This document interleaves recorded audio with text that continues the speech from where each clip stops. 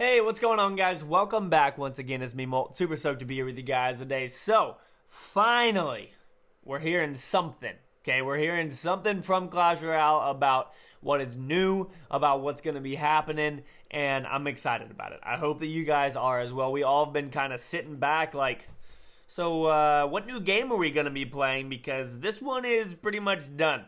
And so I'm very excited that we're seeing balance changes coming out. And then hopefully a lot more to come as well when it comes to new cards and just new things in general, because we need a new vibe, we need a new feel, we need something going on. So I've got the balance changes pulled up. They just tweeted this out a little bit ago, and it says balance update coming 12/11. What is today? Today is the 9th. Okay, so in 2 days we're gonna have a new balance update. And they say the way that we approach card balance in Clash Royale is a combination of play testing, listening to the community, and looking at stats. Okay, you can expect regular balance updates to keep gameplay fine-tuned and as fun as possible. In this balance update, we're taking a look at the Hog Rider, the Knight, the Prince, and more. As you can see, my boy, the giant skeleton, is on there. Pretty amped on just the fact that he's in that picture. Let's go ahead and scroll down and see what they've got planned for us. So, first off, Hog Rider. Hit speed to 1.6 seconds from 1.5. Okay, so he's going to hit 0.1 seconds slower. So I don't know how much of a difference that's going to make. His first attack comes 0.1 seconds slower. So the first attack itself, I guess, will be done at 1.7 seconds, comparably to 1.5.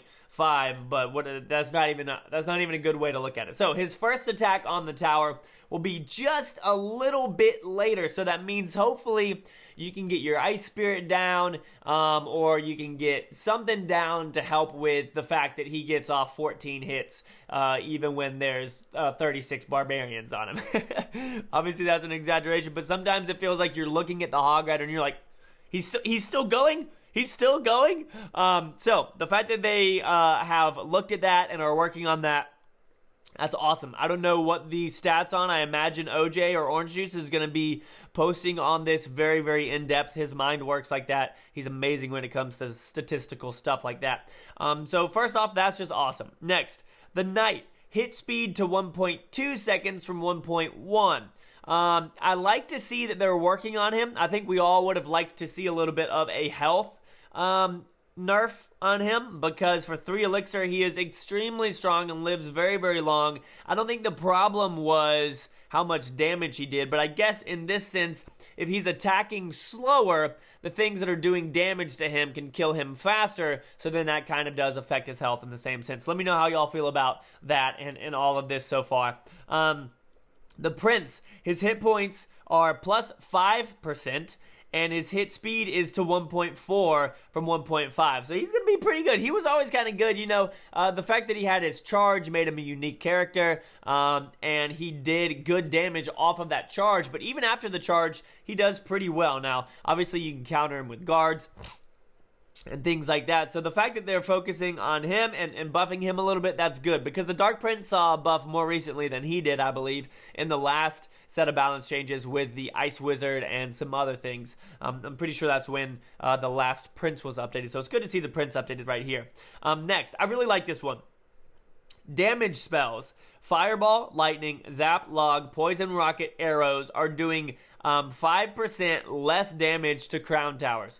Good. I think that that's amazing, because you all know that mortar deck that people cycle, and then they're like, oh, it's 59 seconds left, I'm just going to start shooting rockets and winning with it. Can be a little bit frustrating to people. I think the fact that you can win a match with like 90% spell damage is a little bit broken, and it's kind of frustrating. It's like, well, wait a second, what did they really do besides tap on my tower? And so I think that it's good that they're adding that in. Obviously, that 5%, that just means one more mortar shot, and then they'll be fine. So I don't know how big of a deal that'll be, but over the extent of the match, that'll add up. So that's cool. I think that's good that they've done that. The Ice Golem death damage slow effect duration to 1 second from 2 seconds. I feel like the Ice Golem was fine. He was a little bit annoying when you put him in front of a Hog Rider, so maybe that's why they did it, because just his slow effect affected for just a little bit too long.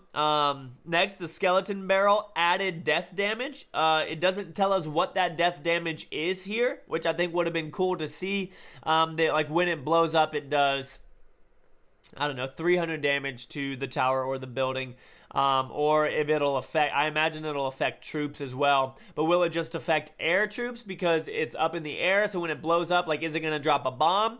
Or is the death damage, since it happens in the air, what it's going to be? Because if it drops off skeletons and a bomb, that'd be pretty gnarly. So we'll see if it just affects things in the air. Like, if minions are attacking it, when it pops, will it kill the minions like a golem does? Or will it not? Who knows? But I think that's a good buff to the Skeleton Barrel for sure. You guys saw my deck recently with the Lumberjack, the Skeleton Barrel, and the Miner. That was a lot of fun. So we'll have to go back to that one and play it once we see what the death damage is and how the Skeleton Barrel is actually buffed.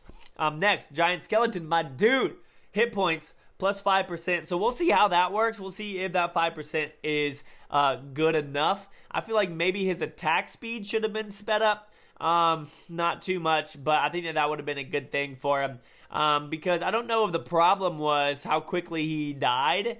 I mean, in some senses it was, because your bomb would end up being one tile too far from the tower.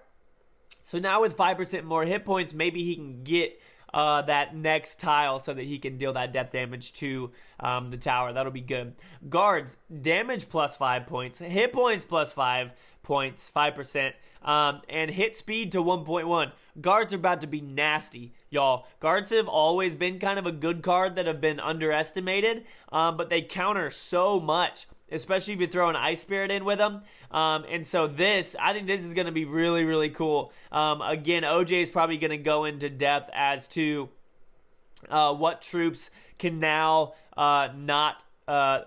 take one extra shot to kill them. So say archers took probably 1, 2, 3 shots, maybe 4 shots to kill him. Now maybe archers take 5, who knows? And then next, goblins. This affects goblins, goblin gang, goblin barrel. So it doesn't affect spear goblins at all, it doesn't seem, even though the spear goblins are a part of the goblin gang, but since it just says goblins, it's just affecting goblins. I don't know why I went into that. Damage minus 6%. So the goblin barrel. So that log bait deck that was popular for 6 months now, the one with the knight, the princess, the goblin barrel, the gang, the log, etc., etc. I think it's going to do a lot less damage. It had a rocket in it as well, so wow, if you think about it, that log bait deck just got nerfed like crazy. The knight's going to do less damage. The goblins are going to do less damage from the gang. The goblin barrel is going to do less damage. The log's going to do less damage. And so is the rocket going to do less damage. So just that whole cycle, whatever deck that was super, super popular is now going to take a pretty big hit, which is interesting. But obviously, a lot of those go into other decks as well. Next, the Elixir Collector. Thank you. This is very much so needed, because if you're playing somebody with a pump and they get a pump in the first in their first 5 cards, and you don't get your counter for the pump until the last one, you're done. It's game over, because then you're just trying to breathe and you got to outplay everything that they do. So now it seems like beatdown decks may take a little bit of a hit here with the fact that the hit points are now at 13%. So, or it's minus 13%. So that's good. I think that's going to be good. If you zap it, if you miner it, etc., it'll seem like it'll go down. People will still use rockets on it, but I don't think rockets will be the best play now that it's minus 13%. Maybe a fireball will be better. Again, that's something that OJ will probably go into. Fixes. Mortar. Fixed. No, it's still in the game. It's not fixed. Mortar fixed. Minimum range bug. I saw this a couple times where they would drop the mortar off, and if you dropped off archers, it would bug out and the mortar wouldn't shoot. So I guess that's good for mortar users. Next, the Inferno Dragon / Inferno Tower fixed. Damage not resetting after breaking through a shield. So I guess that's a good thing. So like if you had a guard or whatever, or something along those lines, or I guess it'd be guards or Obviously the Dark Prince. What else has a shield on it? I guess the Battle Ram has a shield to a sense. So the fact that it wouldn't reset after that, that's good. And then let us know what you think by leaving your feedback on Reddit. So guys, how do y'all feel about that? How do you feel about it? I think overall it's good. I'm really looking forward to new cards, obviously, as I hope you guys are. But this seems to have fixed a good amount of stuff. Again, I think that the Knight probably could have used a health nerf as well, because his hit speed didn't really seem like the issue to me. He did attack kind of quickly, but I think the health mixed with the hit speed were two things that needed to be looked at. Really excited about damage to towers being taken back a little bit. I think that's good. I think that calls for more getting your troops to the tower, which is something that I've always talked about. I've always talked about in a game like this that the goal is to destroy the enemy's tower, but I feel like the goal is to get troops to destroy the enemy tower. I know a lot of you guys agree with that, and then obviously you Siege deck players think that I am just a lunatic, and that's totally fine because that's your style of play. But yeah, so I think overall this is good. These are good balance changes. Let me know what you guys think down below, obviously. But yeah, this will be out on the 11th, which is awesome. Hope you guys are excited about it. I will see you guys in another episode soon. Peace out.